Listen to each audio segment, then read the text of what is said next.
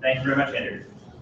All right, so I want to talk to you guys a bit about forms, because forms are kind of one of those awful things that we all have to deal with. We kind of suffer through when we're building web applications. I think the general sentiment that we all have is that forms suck, right? They're not terribly fun. They're incredibly tedious to create and to maintain and all that sort of fun stuff. As a user, they're incredibly annoying to fill in as well, right? Especially when you're dealing with really, really long forms, especially government forms. Government forms are like the worst. As a developer, they're incredibly frustrating to test because you have to fill in all of this data. This is why we have things like the web developer toolbar and all of these other things that are supposed to make it a little bit easier for us to test our forms. And those of you who are on more of the design end of things, it can be a little bit scary because they require logic. And maybe that's not something that you feel like you're particularly adept at managing. So for all of these reasons, forms really do kind of suck. Now, I'm going to say that they can suck, they don't have to suck, and they can certainly suck a lot less. And the reason I'm saying this is because we can make forms that are easy to build, forms that are predictable, that are effortless for our users to engage, are accessible, which is another thing I hadn't really touched on yet. And it's really all about how you look at building forms in HTML. So the first thing I want to provide as kind of a helpful hint when you're feeling really daunted by a big, gnarly form is to start to break it down into smaller, more digestible, easily tackleable pieces. This kind of goes to that idea of creating pattern libraries, right? You want to create reusable components that you know work, that you know function as they should, and then you're going to use them time and time again to build bigger and bigger interfaces. So let's look at a common example, the contact form. Every one of us in this room, I'm guessing, has probably had to deal with a contact form at one time or another, so we'll start there. It's a simple one. So this is the example from Web Standard Sherpa, and we'll start with the simplest form field and label of all, your name, which exists in probably just about every form on the web. So looking at this from just a baseline standpoint, we've got text, your name, and then we have an input of type text that has a name that's equal to what we want to get on the server side. So in this case, full_name. So if we were to take away the type of text, what we actually get is still a text field, because inputs without a type assigned to them fall back to the most basic input type, which is in this case text.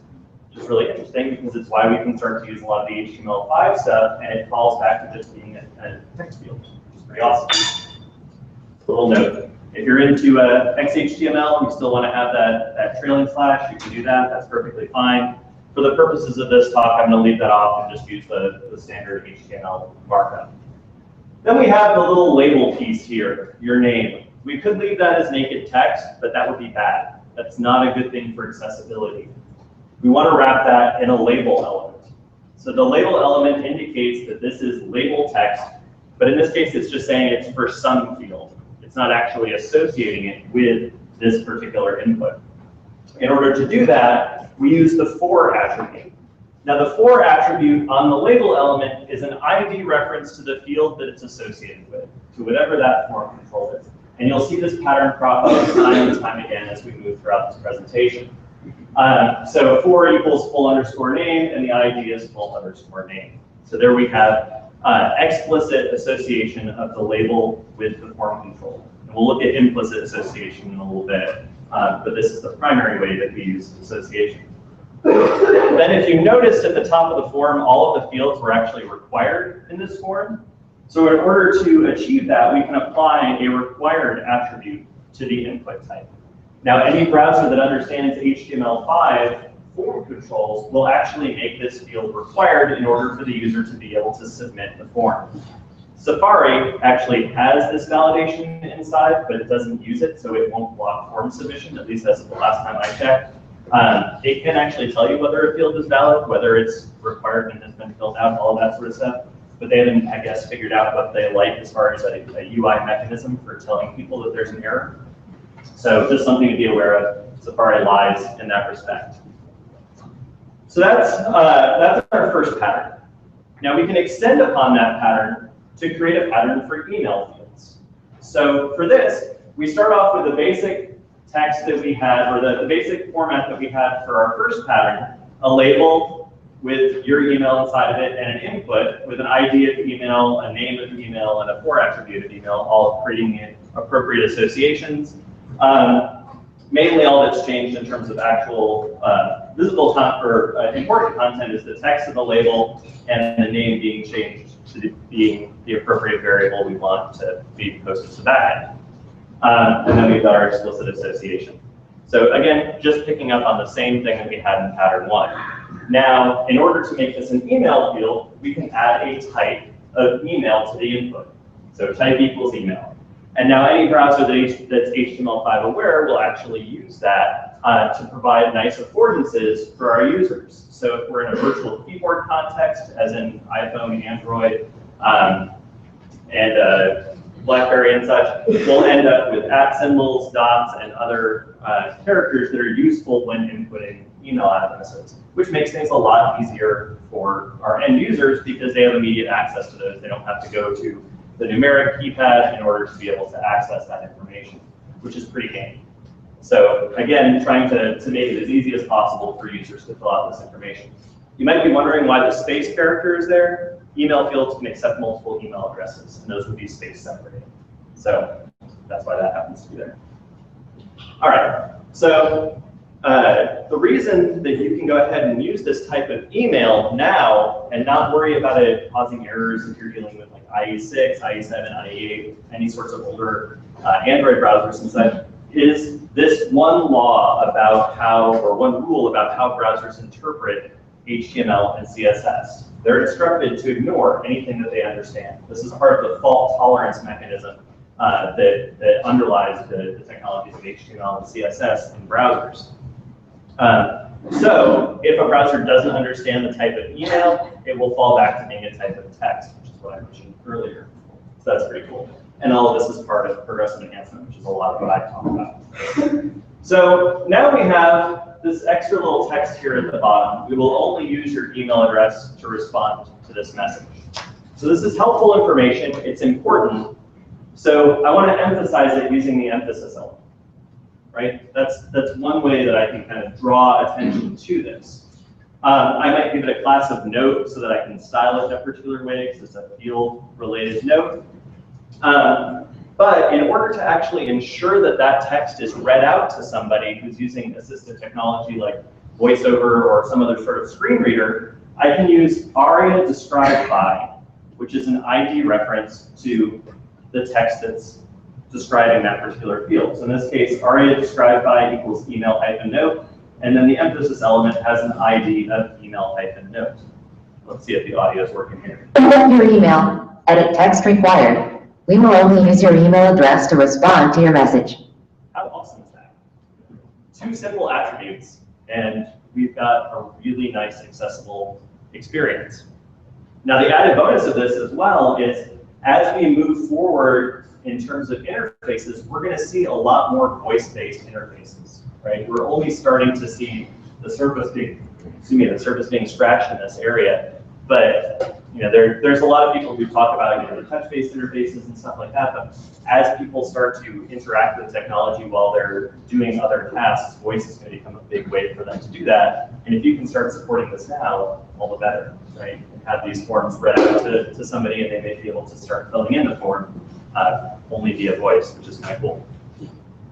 All right, so as we move down the form, we can basically rinse and repeat these patterns just using the different field types that we need, the different form controls that we need. So if we move down to the purpose of your message, if we select dropdown, we can have our label, we can have a select element, we've got the explicit association of the label and the field control or the form control, subject, name of subject, and then we've got our options inside there. Moving down to the text area, we have our label again, explicit association with the text area, and the text area has a name of message. Simple, simple, simple. And then we have the button at the very end. Now, there are a lot of options for you to create with buttons, or different ways to create buttons. Please God, don't use a link. Links are not meant to submit forms. Buttons are meant to submit forms. We have input type submit. In this case, you provide the value you want to display inside of the value attribute on the input. But my personal preference is to use the button element. And the reason that I like the button element is that it can contain pretty much anything within reason. Obviously, you wouldn't put a form inside of a button. You wouldn't put an anchor element inside of a button. You wouldn't put another button inside of a button. But you can put all sorts of interesting things in there. So in this case, this particular example, we have 3 different plans that are being offered by this particular company. And these buttons actually contain H3s and paragraphs and abbreviations and all of that sort of stuff. So there's a lot of flexibility. You don't even have to make it look like a button, but it can actually submit the form, which is pretty awesome. And the value that you give for the button will actually be submitted to the backend as the value for that particular name. So in this case, I omitted the name of the button, but if it had a name of plan, the value of basic would be submitted if this were the button that the user clicked, which is pretty awesome. Unfortunately, it didn't work in IE 7 and below. I believe they fixed it for IE 8. But if your browser matrix is IE 8 above or higher, then you should be fine using this approach. So you guys want to see some more HTML5 things? Show through that a little bit. All right. So we have a type of URL to enable users to more speedily enter URL addresses. So we just say a type of URL. And again, it falls back to being a text input if we don't have HTML5 web browser. But virtual keyboard contexts, we get periods, we get slashes, all to enable us to enter URLs more quickly and more accurately. Again, here I've got, please provide the URL for the specific page that includes the area you want reviewed. So here we have the ID and the area described by associating those 2 pieces of content on the page. You'll also maybe notice that there's a placeholder in here. It's a hint as to what sort of content we're expecting within this particular field. It's a little bit washed out, but I'll read it out to you. So it's a URL, http://www.yoursite.com/specific-page #anchored section. So you could even include a hash in there, a jump reference. So we use the placeholder attribute to inject this into the field. So instead of having to use some fancy JavaScript to have text in there and then pull it out when the user focuses, this actually takes care of that natively for us. But don't use it as a label. This is not intended to be a label. It's intended to be a hint about the field. You should still have an explicit label associated with that form control. And in terms of the way it behaves, when you focus the field, the placeholder remains. But when you start to type, that's when the placeholder disappears. So it's kind of a nice affordance for users to help them better know what you're looking for in terms of formatting and such. IE still disappears the text. Pardon? When you plug into a field of IE, it does disappear the text. Yeah. Which is important for focus. Mm-hmm. Yeah, IE has some different behaviors. Every browser kind of chooses the way that they implement these things. So it's not always consistent across the board. The videos that I'm showing you are from Chrome, and the audio that you're hearing is from Chromebox, which is a free screen reader that Google created that's available for Chrome. All right, you can request phone numbers by using a type of tel. Now, an important note here, browsers will not validate the phone numbers for you. And the reason they won't do this is because there are so many different formats of phone numbers globally, it would be ridiculous to try and do so.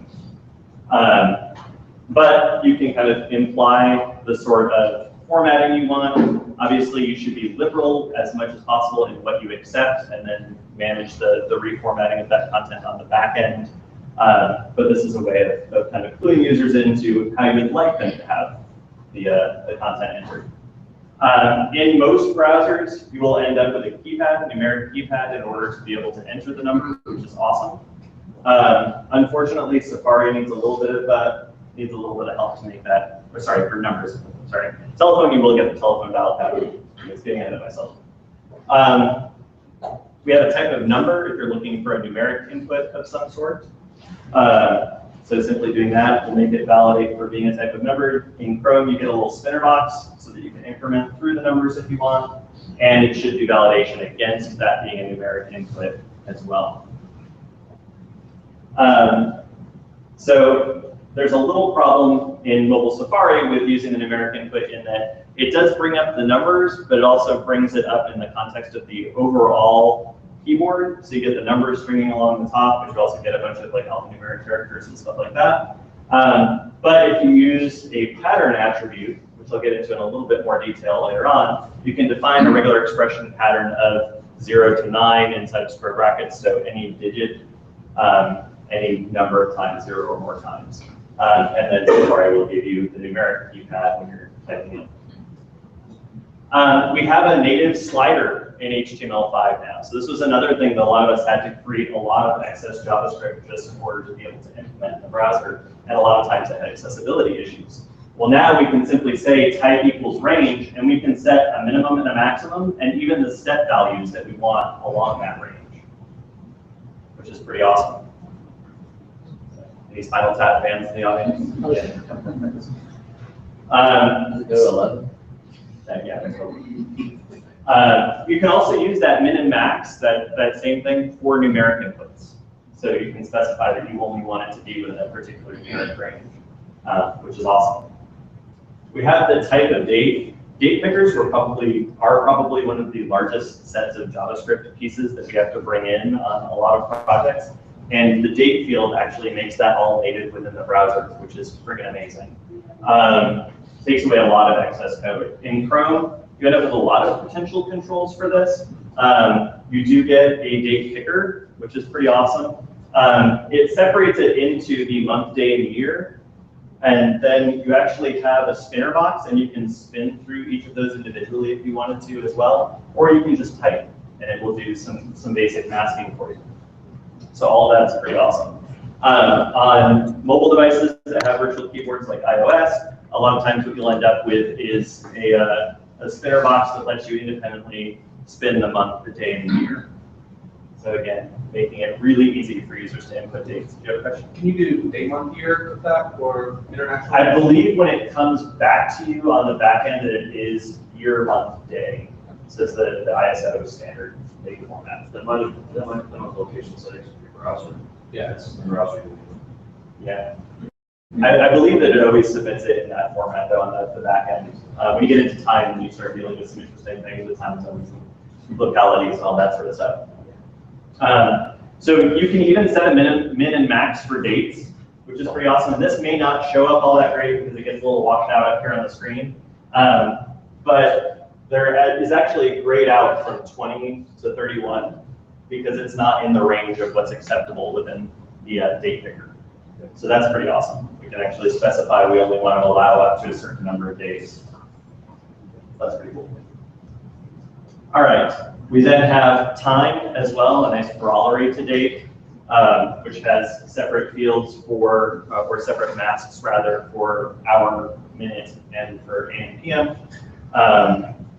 And so that ends up giving you something like this in the virtual input context, which is pretty nice. And it will do validation against it in the browser as well, if the browser understands this stuff. Then there's one of the other things that we've kind of overloaded our sites with JavaScript in order to achieve, and that's predictive typing. Okay?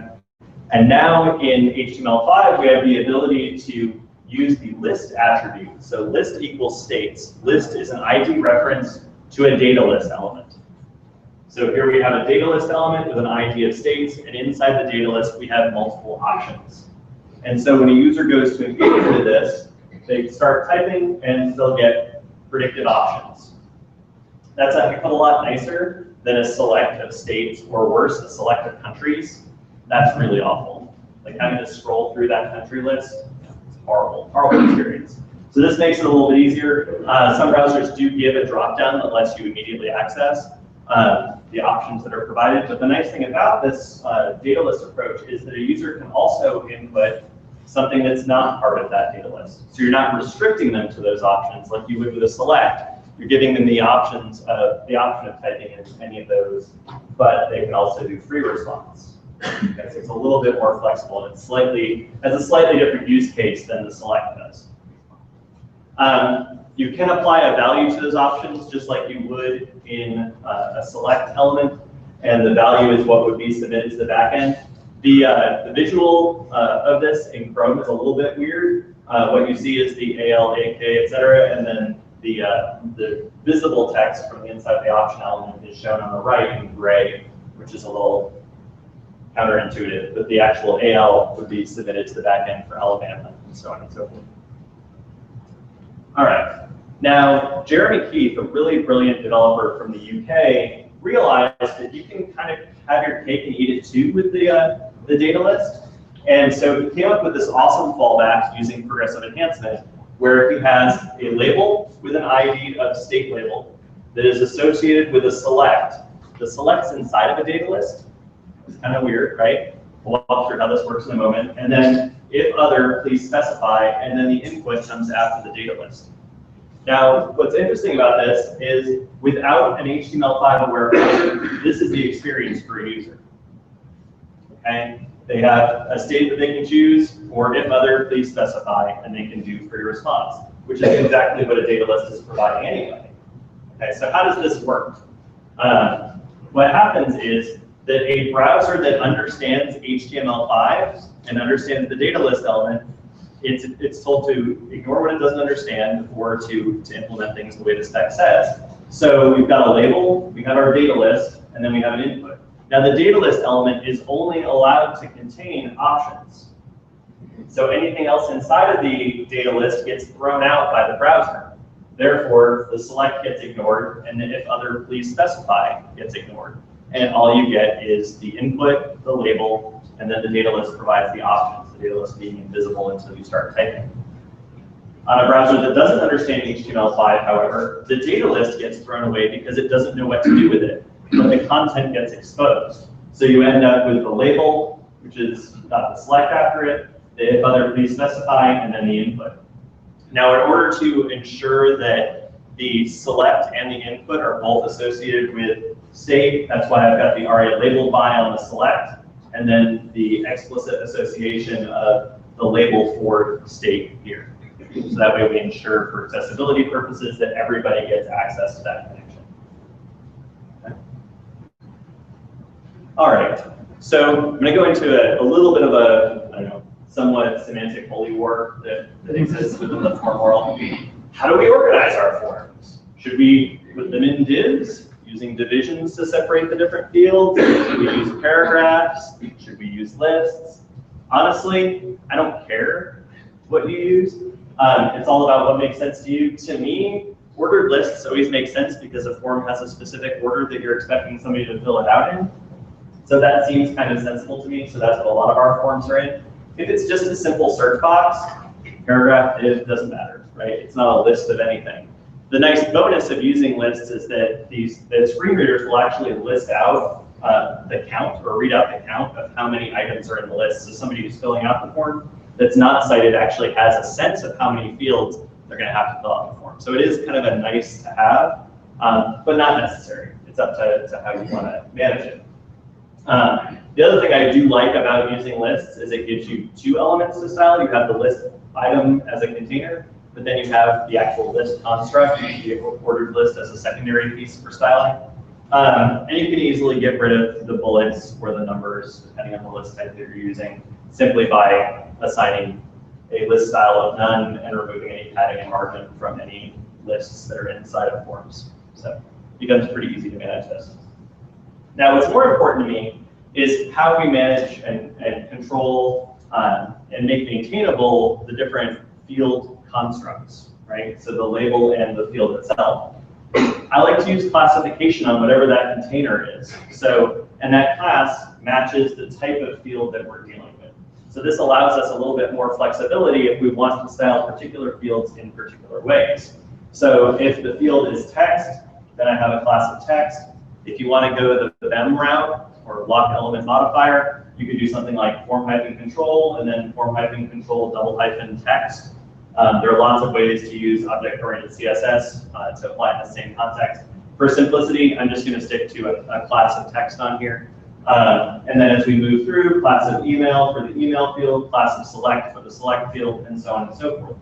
Now, this allows us to apply specific styles only to form controls that are of a particular type, which is a little bit more reliable, especially when you're dealing with older browsers that don't have things like attribute selection.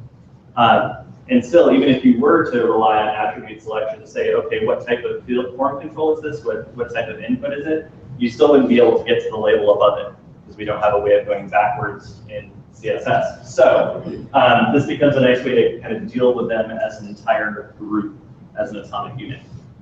And then I'll use a class of buttons on the button bits as well. All this making sense so far? Good? All right. So let's deal with some more complex form constructs. We've dealt with kind of the basics, right? So let's dive into something a little bit more complicated. We'll start simple though. So confirmations. Here we have a type of checkbox. Its name is newsletter. It's got a value of yes, and we have sign me up for this newsletter. So we need to associate this text with the checkbox. So we want to use a label, right? We want to label this particular thing. So we can use explicit association with an ID and the for attribute, as we've seen before. There's another option called implicit association, where you can actually wrap the label around the form control and the text, and that will implicitly associate the two of them. Now, there's a slight problem in, I believe it was IE7 and below, where this doesn't make the label clickable. But labels normally are clickable, so it creates a larger hit target for you to activate radio controls and checkboxes and such. But you can use implicit and explicit together, so you can wrap a label around the input and the text, and you can still apply the for attribute to it to do the ID reference, which is what I tend to do.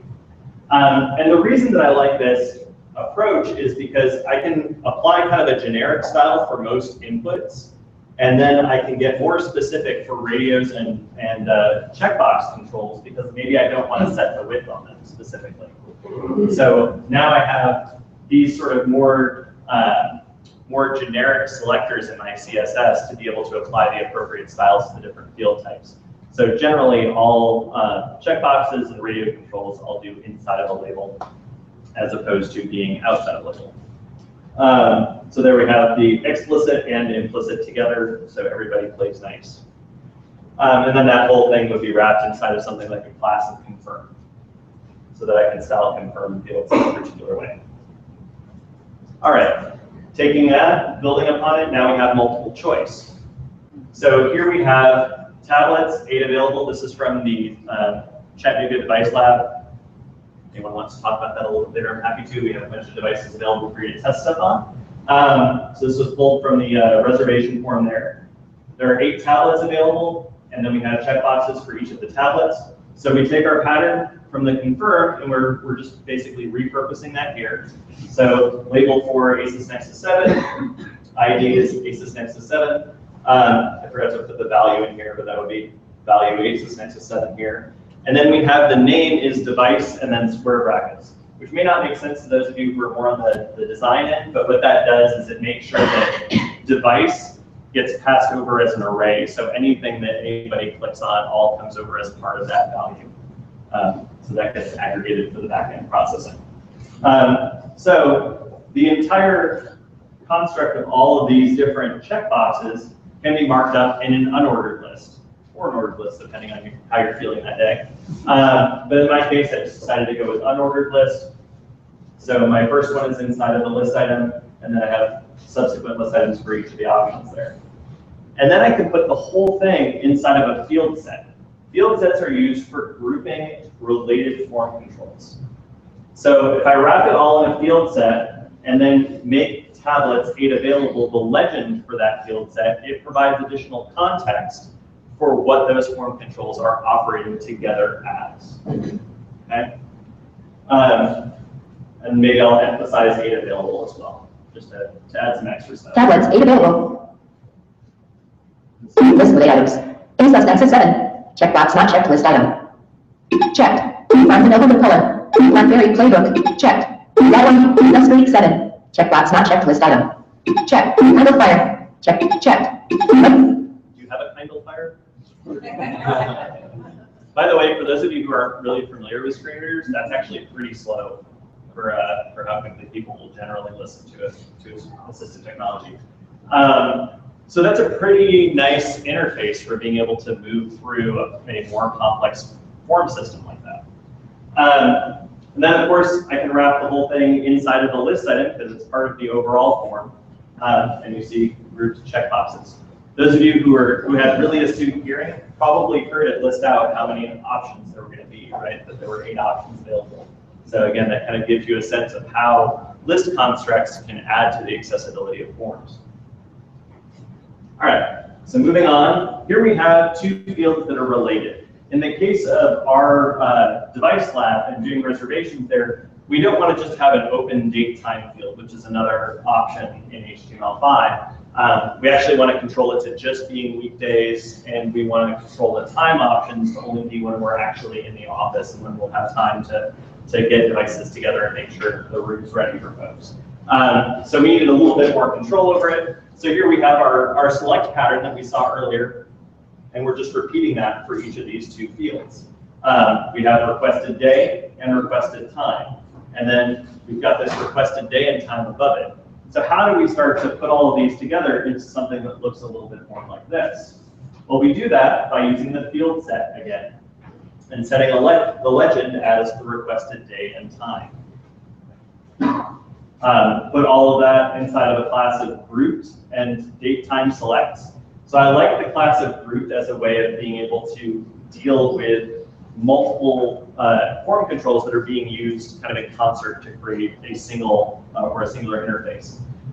So I'll use grouped, and then date time selects as the type of group. So then I can simply say for the labels, I want to hide those in an accessible way. So they'll still be available to assistive technology when the field is focused, but visibly they'll disappear. So what I'm doing here is saying any label that's a descendant of something with a class of date time selects, that's a descendant of form, I'm going to position it absolutely, set its height to 1 pixel and its width to 1 pixel, overflow to hidden, and then I'm going to clip it so it fully disappears. So this is a technique that was developed at Yahoo and has shown really good accessibility overall, and it works well for left to right as well as right to left languages because it's simply positioning it exactly where it is on the page, so you don't end up with issues that are like pushing things off the left-hand side or something like that. So we can then extend that to this additional pattern where maybe we separate out as different selects the month, the day, and the year. So here we have grouped year, month, day selects, and we can apply those same sorts of styles to hide the month and such. So here we have selected date. Month, January, comma box 1 of 12. Day, 1, comma box 1 of 31. Year, 1990, comma box 1 of 10. Now that's good, but there's no context, right? I don't know what exactly is being asked. I know they're asking for a month, but I don't know why. So let's look at how we can improve this. We can set an ID on the legend to select date, so that now it becomes something that can be referenced by aria-labeled by. Now aria-labeled by is very similar to aria-described by, but the order in which they're read is different. So aria-labeled by takes the place of any label associations you have in the page. So if we do aria-labeled by just select date, all it would read is select a date. But if we do select date space month label, then we can pick up both of those as part of kind of a compound label for this field. And this is what we end up with. Select a date month. Select a date day. Select a date year. So again, just using the markup that we have and a couple of attributes, we can create the appropriate associations that we need in order to make sure that our forms are accessible for people who are using assistive technology.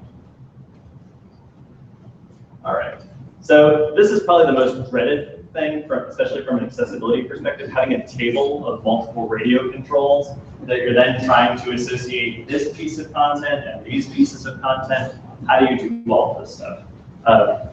Especially if it's marked up in something like a table, which it kind of makes sense to do in this context. So here we have a basic table We've got inside of the T head, we've got our different ratings from poor to excellent.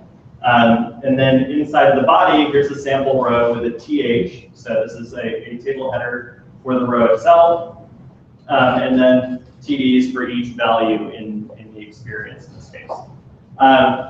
So input type radio, name is experience, value equals 1. And then we want to associate that with poor, but we also want to associate it with the question, right? How would you rate your experience with foobar title from initial contact to closing? We can use aria labeled by to associate that input with that value of poor. And then we can actually associate the question with it as well, also using labeled by. So again, just as we saw before, using multiple ID references in order to create a label for this field, we can do that using ID and aria labeled by.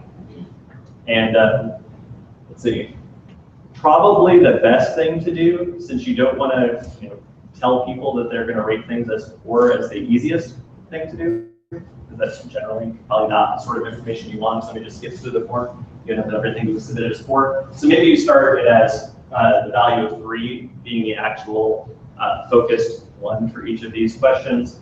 So they end up with good, and then they can move back and forth from there. How would you rate your experience with foobar title from initial contact to closing? Good. Radio. Fair. Radio button selected. 4. Radio button selected. Fair. Great. Radio button selected. Excellent. Radio button selected. So that's pretty neat, right? Now we've created the appropriate associations in order to get all of these sort of disparate pieces of content inside of the markup to be associated with one another. And it wasn't all that difficult to do.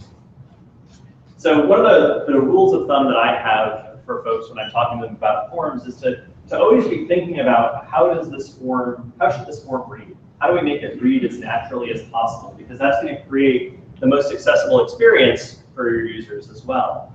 And we can't always make things perfect, but we can make them usable and we can make them relatively painless for our users. All right, so let's take a little bit of a turn and deal with small screens. That's another challenge with forms. So here we have our sign me up for this newsletter. Now, one of the problems that we run into often with touchscreens is we end up with small hit targets, and we have not so great fingers for tapping on those with big meat sticks that aren't terribly accurate. We can use a negative margin and a positive padding top and bottom to actually enlarge our elements in a sort of invisible way. So if we were to look at this, zoom in on it, what you'd see, forward there, what you see is in the green is actually the padding above and below the label here. So that entire area becomes a hit target for this particular form control, which is really nice. So somebody doesn't have to be terribly accurate. They're not trying to hunt for that little tiny checkbox, which I'm sure any of you who have ever used hotel Wi-Fi where you have to agree to the terms, you're trying to hunt for that little tiny box on your iPad or iPhone, ways away. But if you do label association and use this little trick, you can actually make it really easy for people to tap on the stuff. Another thing to be thinking about is how we lay out our content and at what point we change the way our content is laid out. So in the case of this particular form, we have side-by-side layout of label and field, right? This is a common approach that people use. And you would do this by usually saying let's say, assume each of these is inside of something classified as form control, make those clear, float the labels and the inputs to the left, and then adjust the width of the input to being a certain percentage. So here's a simple way to float side by side, but this isn't terribly usable on a small screen, right? Because when you focus on that field, the label gets pushed off the side. Now you no longer have the context for what that field is actually asking for. So what we really want is we want to have things stacked on top of one another.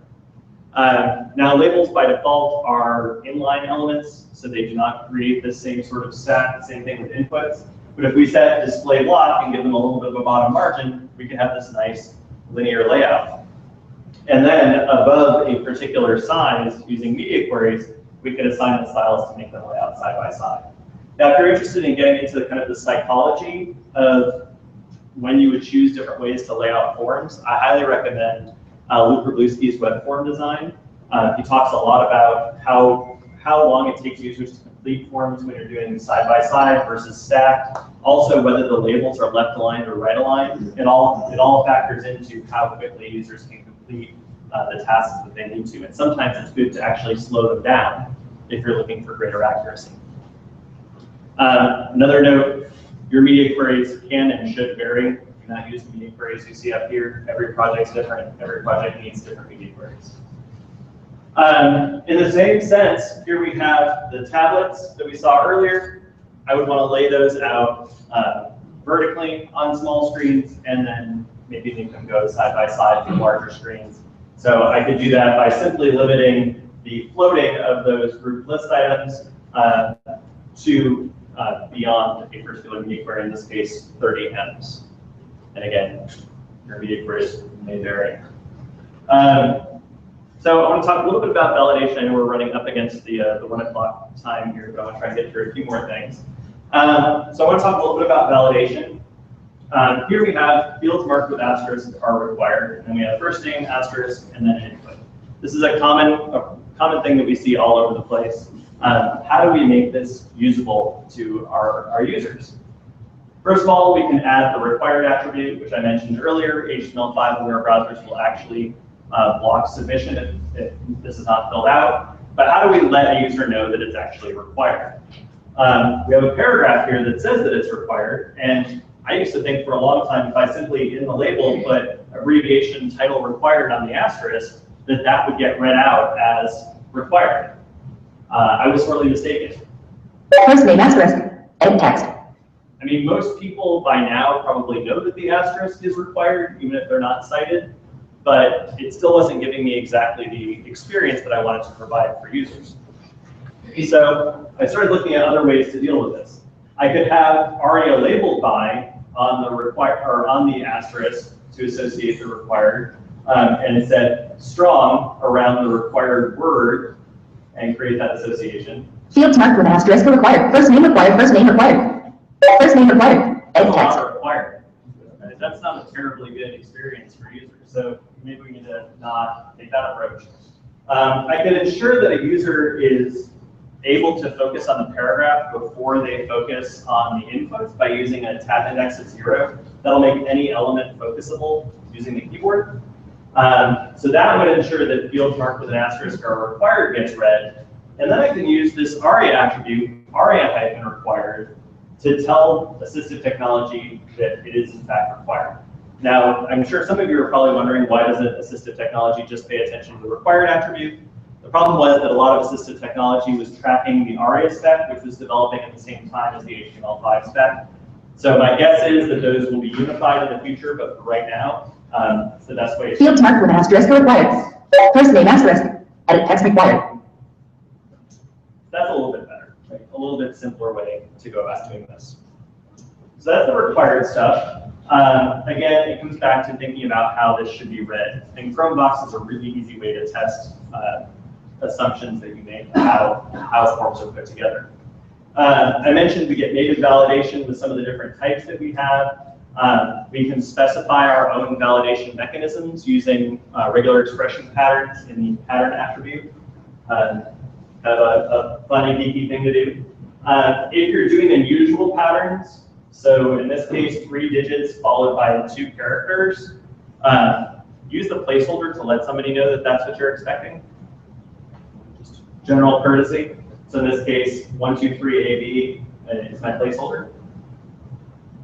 So if I start to type in and I don't actually follow that, and I try and leave, it'll actually say, please match the requested format. But if I do type in the right thing, it'll go ahead and pass. So I can submit the form. That was just an example of how Chrome does native validation messages. Now we can customize those error messages that we see down there.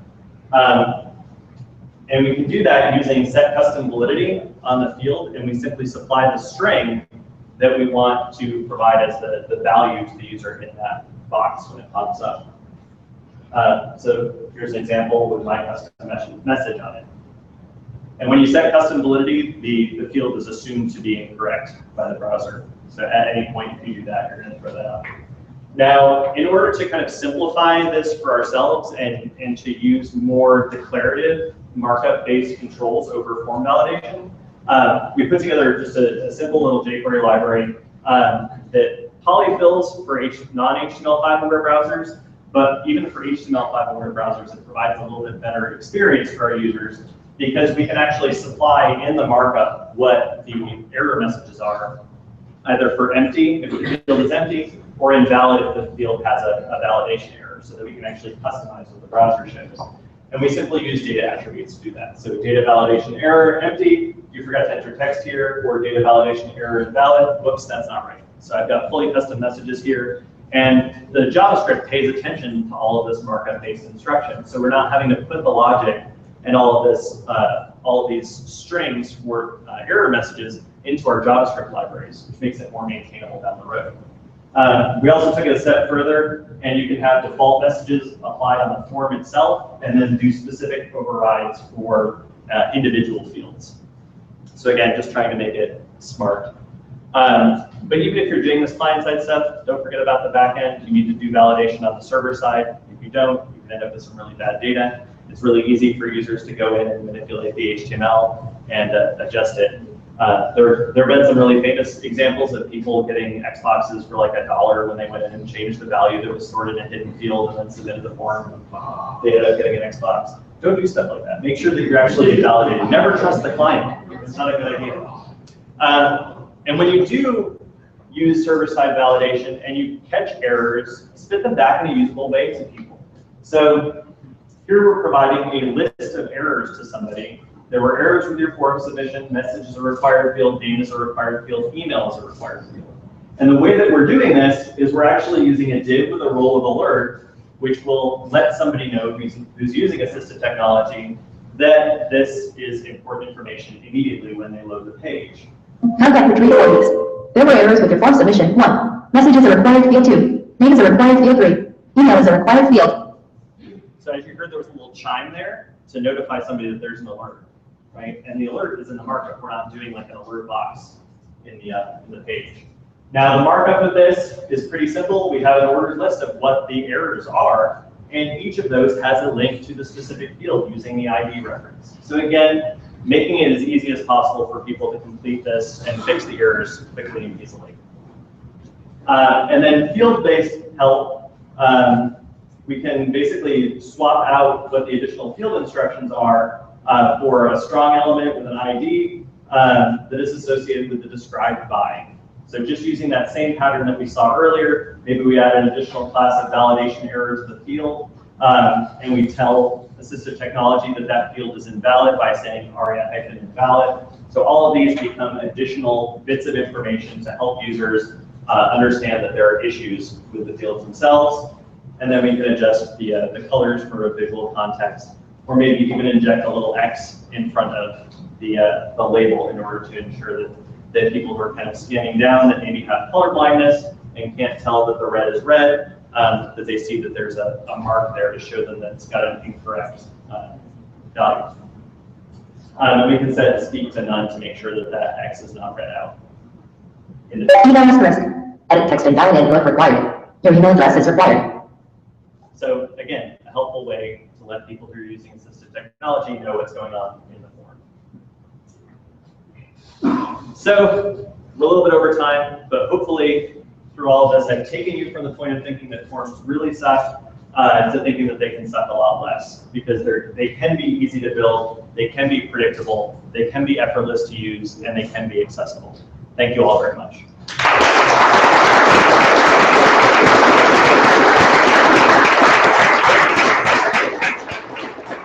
I'm happy to answer questions for anybody who wants to stick around, but if you need to get back to work, I completely understand. Quickly, if you are leaving right now, please sign out on your way out, if you don't mind. This methodology would seem to run up against don't repeat yourself.